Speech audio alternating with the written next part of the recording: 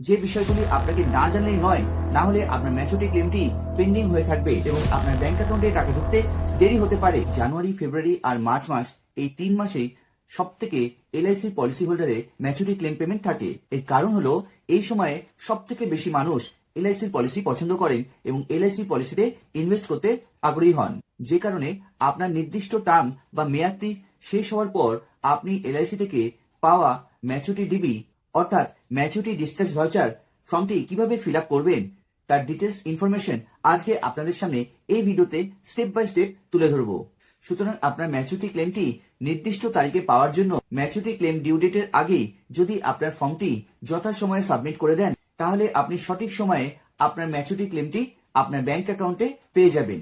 তাই আর সময় নষ্ট না করে আজকের এই ভিডিওতে আপনাদের দেখাবো আপনি এলআইসির ম্যাচুরিটি ক্লেম ফর্মটি কিভাবে ফিল আপ করবেন এবং কোন কোন বিষয়গুলির উপর আপনাকে খেয়াল রাখতে হবে, যে বিষয়গুলি আপনাকে না জানলেই নয়, না হলে আপনার ম্যাচুরিটি ক্লেমটি পেন্ডিং হয়ে থাকবে এবং আপনার ব্যাংক অ্যাকাউন্টে টাকা ঢুকতে দেরি হতে পারে। কাজেই আপনি যদি একজন এলআইসি পলিসি হোল্ডার হয়ে থাকেন, সেক্ষেত্রে আপনার জন্য এই ভিডিওটি ভীষণভাবে ইনফরমেটিভ হতে চলেছে। তাই ভিডিওটি একটু স্কিপ না করে প্রথম থেকে শেষ পর্যন্ত দেখার রিকোয়েস্ট রইল আপনাদের সকলের কাছে। নমস্কার বন্ধুরা, আমি প্রসেনজিৎ সরকার আর আপনারা দেখছেন আপনাদের প্রিয় channel BM plus. BM plus এর তরফ থেকে আপনাদের সকলকে জানাই সাদর অভিনন্দন। তো আসুন বন্ধুরা, আজকের ভিডিওটি শুরু করা যাক। তো দেখা যাক এখন ম্যাচুরিটি ক্লেম ফর্মটি, যেটাকে ম্যাচুরিটি ডিবি বা ডিসচার্জ ভাউচার বলা হয়, সেটি কিভাবে ফিল আপ করতে হয়।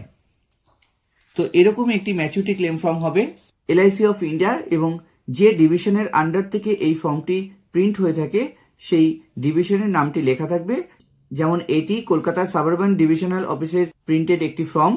কলকাতা সাবারবান ডিভিশনের আন্ডারে যে সমস্ত ব্রাঞ্চ অফিস রয়েছে সেই ব্রাঞ্চ অফিসে এই ফর্মটি পাওয়া যায়। তো আপনার বাড়িতে পলিসি ম্যাচুরিটি হওয়ার ঠিক 3 মাস আগে বাই পোস্টে ম্যাচুরিটি ডিবি পেয়ে যাবেন, অথবা আপনি যদি না পেয়ে থাকেন, কোনো রকম ভাবে আপনার অ্যাড্রেস চেঞ্জ হয়ে থাকে বা আপনি যদি রেন্টে থেকে থাকেন, সেক্ষেত্রে ব্রাঞ্চ অফিসে ভিজিট করবেন এবং ব্রাঞ্চ অফিস থেকে এরকম একটি ম্যাচুরিটি ক্লেম ফর্ম বা ডিসচার্জ ভাউচার আপনি নিয়ে নেবেন এবং সেই ফর্মটি তারপর ফিল আপ করবেন। একই সাথে প্রয়োজনীয় ডকুমেন্টস সাবমিট করতে হবে। যাই হোক, এটি এলআইসির ম্যাচুরিটি ক্লেম ফর্ম। তো এখানে প্রথমেই দেখুন ডিসচার্জ অফ, মানে আপনার নামটি প্রথমে লিখতে হবে। ধরুন আপনার নাম রয়েছে গণেশ পাসওয়ান, নামটি এখানে প্রথমে লিখবেন। দেন এখানে দেখুন পলিসি নাম্বার, পলিসি নাম্বারটা লিখে দেবেন, 9 সংখ্যার পলিসি নাম্বার। আর ম্যাচুরিটি ডিউ ডেট, আপনার কোন ডেটে ম্যাচুরিটি হচ্ছে সেটিও মেনশন করে দেবেন। এই মিডিল অপশনটাতে দেখুন acknowledgement receipt from the life insurance corporation of India of the some of rupees, এগুলো আপনাকে কিছু লিখতে হবে না। দেখুন এখানে লেখা রয়েছে the gross amount of the claim in full satisfaction of all my or our claim and demands in respect of the following payments under the above policy in terms of the policy contract। সুতরাং এখানে official ঠিক করবে যে কি details এখানে fill up করতে হবে, আপনি কত টাকা পাবেন। মেনলি যেটি পাওয়া যায় তা হলো, আমি আপনাদের বোঝার সুবিধার জন্য বলে দিচ্ছি। প্রথমত সাম এশিওর্ড, ধরুন আপনার পলিসিতে সাম এশিওর্ড আছে 5 লক্ষ টাকা বা 2 লক্ষ টাকা বা 1 লক্ষ টাকা, যেটি থাকবে সেটি এখানে, এটি অফিসিয়াল করবে অফিস এমপ্লয়ি যিনি ক্লেম ডিপার্টমেন্টে আছেন, তিনি এই ক্যালকুলেশনটি করবেন। দেন ম্যাচুরিটি ক্লেমে নর্মালি যে কনভেনশনাল পলিসিগুলো ম্যাচুরিটি হয় তাতে যেটা পাওয়া যায় তা হলো সাম এশিওর্ড পাওয়া যাবে এবং সিম্পল রিভার্সানারি বোনাস বা ভেস্টেড বোনাস, ঠিক আছে, বোনাস। এরপর আপনি পাবেন বোনাস। আপনি যত বছর টার্ম নিয়েছিলেন পলিসির, সেই হিসাবে পলিসির বোনাসটি পাবেন। ধরুন আপনার 5 লক্ষ টাকার পলিসিতে প্রায় 5,50,000 টাকার বোনাস এতে অ্যাকিউর হয়েছে, ঠিক আছে। এই 5,50,000 টাকা পাবেন। এর সাথে পাবেন ফাইনাল অ্যাডিশনাল বোনাস, অতএব FAB। এই ফাইনাল অ্যাডিশনাল বোনাসটি হচ্ছে আরও একটি অতিরিক্ত বোনাস, যে বোনাসটি আপনি পলিসি সম্পূর্ণ হওয়ার পর পাবেন। অতএব আপনি পলিসিটি সম্পূর্ণ করেছেন, পলিসির টোটাল টার্মটি কমপ্লিট করেছেন, প্রিমিয়াম যথাসময়ে সঠিকভাবে দিয়েছেন, যে কারণে আপনি আরও একটি বোনাস পাবেন, তা হলো ফাইনাল অ্যাডিশনাল বোনাস। এই ফাইনাল অ্যাডিশনাল বোনাসটি ধরুন আপনি আরও 1 লক্ষ টাকা পেলেন, 1 লক্ষ টাকা পেলেন।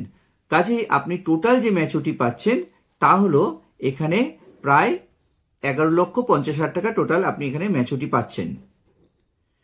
এটি একটি স্যাম্পল ম্যাচুরিটি ক্যালকুলেশন আপনাদের দেখালাম।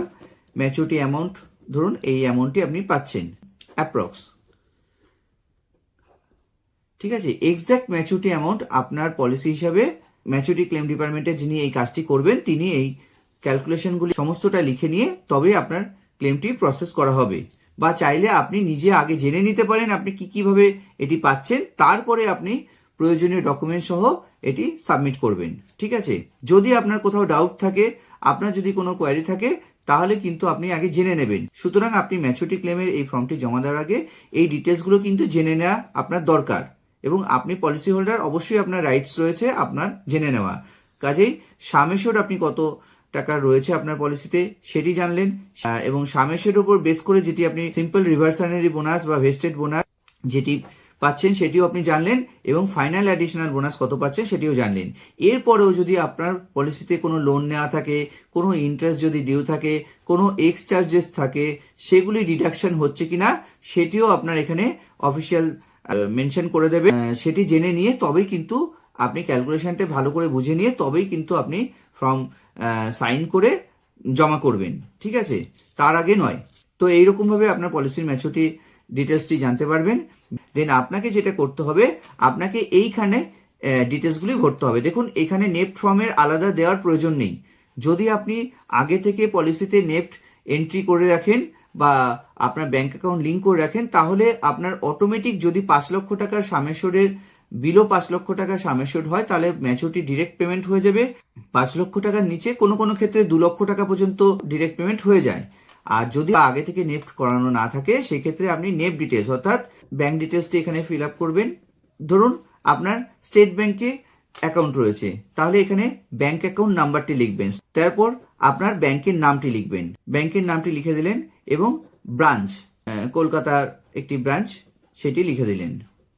ব্যাংকটি কোথায় অবস্থিত বা ব্যাংক ব্রাঞ্চ, ধরুন এটা সেন্ট্রাল এভিনিউতে এসবিআই একটি ব্রাঞ্চ। এরপর আইএফএসসি কোডটি আপনি এখানে লিখে দেবেন। আর কি করতে হবে আপনাকে, এর উপরে একটি রেভিনিউ স্ট্যাম্প আপনাকে এখানে পোস্ট অফিস থেকে একটি রেভিনিউ স্ট্যাম্প কালেক্ট করবেন। রেভিনিউ স্ট্যাম্পটি এখানে গাম দিয়ে পেস্ট করে দেবেন। দেওয়ার পর এইভাবে ক্রস ভাবে আপনি কিন্তু সাইন করবেন। ধরুন আপনার নাম যেমন গণেশ পাসওয়ান, তো আপনার নামটি এইভাবে সাইন হবে, ওকে। অথবা যদি আপনি ওপরে সাইন করেন, তাহলে রেভিনিউ স্ট্যাম্পটি পেস্ট করে এখানে ক্রস করে দেবেন। যেই অফিসে আপনি সাবমিট করছেন সেই অফিসটি যে অ্যাড্রেসে রয়েছে, ধরুন আপনার এটা অফিসটি রয়েছে দমদম, কত তারিখে আপনি এই ফর্মটি জমা করছেন সেই ডেটটি এখানে মেনশন করে দেবেন। এরপরে এখানে আপনার নাম হবে, এটি আপনার এজেন্ট বা আপনার অ্যাডভাইজার এখানে এই ফিল আপটি করবেন। আপনার কাজ মোটামুটি কমপ্লিট। আপনি চাইলে এটি নিজেও করতে পারেন, অথবা আপনার এজেন্টকে দিয়েও আপনি এই কাজটি করিয়ে নিতে পারেন। আপনার এলআইসি অ্যাডভাইজার এই ব্যাপারে আপনাকে হেল্প করবেন। In presence of signature witness, এখানে যিনি এলআইসি অ্যাডভাইজার তার সিগনেচার হবে। তো এই ডিটেলসই আপনার এলআইসি এজেন্ট করে দেবেন। আবার একবার আপনাদের জানিয়ে দিচ্ছি আপনাকে যে কাজগুলি করতে হবে, আপনার নাম এবং পলিসি নাম্বার আর কোন ডেটে ম্যাচুরিটি হচ্ছে, এই 3টি ইনফরমেশন দিয়ে আপনি এলআইসি ব্রাঞ্চ অফিস থেকে এই ডিটেলসটি জেনে নেবেন। এছাড়া আপনার বাড়িতে যদি ম্যাচুরিটি ডিবি যায় পোস্ট অফিসের মাধ্যমে, সেই ম্যাচুরিটি ডিবিটি এর থেকে বড় সাইজের হয়, ঠিক আছে। তো তার মধ্যে ডিটেলস ইনফরমেশন আপনার লেখা থাকে। আর যদি না পেয়ে থাকেন, তখন আপনি এলআইসি অফিসে গিয়ে এই ফর্মটি কালেক্ট করবেন। এলআইসির ক্লেম ডিপার্টমেন্ট থেকে, ম্যাচুরিটি ক্লেম ডিপার্টমেন্ট থেকে জেনে নেবেন। জেনে নেওয়ার পরে তারপরে এখানে ব্যাংক ডিটেলস ভরবেন। ব্যাংক ডিটেলস ভরার পরে আপনার এজেন্টকে দিয়ে এই ডিটেলস এখানে উইটনেস করে নেবেন। এখানে রেভিনিউ দিয়ে আপনার সাইন করে জমা করবেন। এখন আপনাকে এই ফর্মটার সাথে কি কি জমা করতে হবে সেটা আপনাকে জানিয়ে রাখি। তা হলো, যেমন দেখুন এখানে একটি স্ট্যাম্পের মাধ্যমে আপনাকে লিখে দেবে।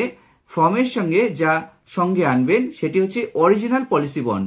আপনি যে পলিসিটি যখন শুরু করেছিলেন তখন যে পলিসি বন্ডটি পেয়েছিলেন, সেই পলিসি বন্ডটা আপনার এর সাথে দিতে হবে প্রথমত। দ্বিতীয়ত আপনাকে যেটি দিতে হবে তা হলো আপনার প্যান আধার জেরক্স, এবং সেলফ অ্যাটেস্টেড থাকবে। প্যান আধারে নিচের দিকে আপনি সেলফ অ্যাটেস্টেড করে দেবেন। নেক্সট হচ্ছে আপনার নাম প্রিন্ট করা থাকতে হবে, সেরকম আপনার ব্যাংক অ্যাকাউন্টের চেক লিফ অথবা আপনার পাসবইটি নিয়ে আসবেন, অরিজিনাল পাসবই। সেই পাসবইয়ের যে একটা ফটোকপি লাগবে, এলআইসি অফিসেও আপনি অ্যাটাস্টেড করাতে পারেন অরিজিনাল পাসবইটা নিয়ে এসে, অথবা আপনার এলআইসি অ্যাডভাইজার যদি ডিএমস ক্লাব, জেডএম ক্লাব বা সিএম ক্লাব বা অনওয়ার্ড যদি কোনো ক্লাব মেম্বার হয়ে থাকেন, তাহলে তিনি অ্যাটাস্টেড করার পাওয়ার আছে এবং তাকে দিয়ে আপনি অ্যাটাস্টেড করে নিতে পারেন, যদি কিনা আপনি ব্যাংক পাসবইয়ের ফটোকপি দেন। আর যদি আপনি ক্যান্সেল চেক দেন, সেক্ষেত্রে কোনো প্রয়োজন নেই। এই দেখুন, এখানেও লেখা রয়েছে অরিজিনাল পাসবুক আপনাকে নিয়ে যেতে হবে যদি আপনার ফটোকপি দেন। আচ্ছা, ফটোকপিটা তবে কিন্তু ক্লিয়ার হওয়া চাই। যদি পরিষ্কার পরিচ্ছন্ন যদি আপনার জেরক্স না হয়, ফটোকপি না হয়, সেক্ষেত্রে কি আপনার পাসবইয়ের অ্যাকাউন্ট ডিটেলসটি বোঝা যাবে না ভালো করে, এবং আপনার ম্যাচুরিটি ক্লেমটি কিন্তু পেন্ডিং ফাইলে পড়ে থাকতে পারে। আর যেটা দিতে হবে, যেটা থার্ড নাম্বারে আপনার মোবাইল নাম্বার। আপনার এর সাথে কেওয়াইসি, ব্যাংক ডিটেলস দিয়ে আপনি এখানে স্টেপল করবেন, এলআইসি রিসিভিং কাউন্টারে জমা দিয়ে দেবেন এবং ডিউ টাইমে আপনার কিন্তু ম্যাচুরিটি অ্যামাউন্টটি আপনার ব্যাংক অ্যাকাউন্টে ক্রেডিট হয়ে যাবে। ক্লেম যখন আপনার এই প্রসেসটি কমপ্লিট হয়ে যাবে, তখন কিন্তু আপনার মোবাইলে, যেহেতু মোবাইল নাম্বার মেনশন করে দিয়েছেন, এবং মোবাইলেও কিন্তু আপনি মেসেজ পাবেন। আর আপনি ম্যাচুরিটি ক্লেম পেমেন্ট যখন পেয়ে যাবেন, সেক্ষেত্রেও আপনি ব্যাংক থেকেও মেসেজ পাবেন, যদি কিনা আপনার মোবাইল নাম্বার আপডেট করা থাকে। সুতরাং খুব সহজে আপনি এলআইসির ম্যাচুরিটি ক্লেম ফর্মটি ফিল আপ করতে পারবেন। চাইলে আপনি নিজে করতে পারেন, অথবা আপনার এলআইসি অ্যাডভাইজারকে দিয়ে করতে পারেন। হ্যাঁ, আপনার উইটনেস লাগবে, সেই উইটনেসটি আপনার এলআইসি অ্যাডভাইজার করে দেবেন, অথবা আপনার যে কেউ পরিচিত ব্যক্তি করলেও হবে, যার কিনা একটি ডেজিগনেশন পাওয়ার রয়েছে, যার সিল স্ট্যাম্প রয়েছে, তিনিও করতে পারেন এই উইটনেসটি। যদি লো সাম অ্যাসিওর্ডের পলিসি হয়ে থাকে, সেক্ষেত্রে উইদাউট উইটনেসেও কিন্তু আপনার ম্যাচুরিটি পেমেন্ট হয়ে যায়। সেক্ষেত্রে আপনার কোনো রকম ভাবে আটকাবে না। কাজে আপনি ম্যাচুরিটি ক্লেমটি নিজে অথবা এলআইসি অ্যাডভাইজারকে দিয়ে ফিল আপ করিয়ে আপনি জমা করতে পারেন। তো বন্ধুরা, আজকের ভিডিওটি যদি আপনাদের ভালো লাগে, তবে অবশ্যই ভিডিওটিতে একটি লাইক করে দেবেন। আর চ্যানেলে যদি আপনি নতুন হয়ে থাকেন, তবে অবশ্যই চ্যানেলটিকে সাবস্ক্রাইব করে রাখবেন। এরকমই ইনফরমেটিভ ভিডিও আপনাদের সামনে নিয়ে আসবো।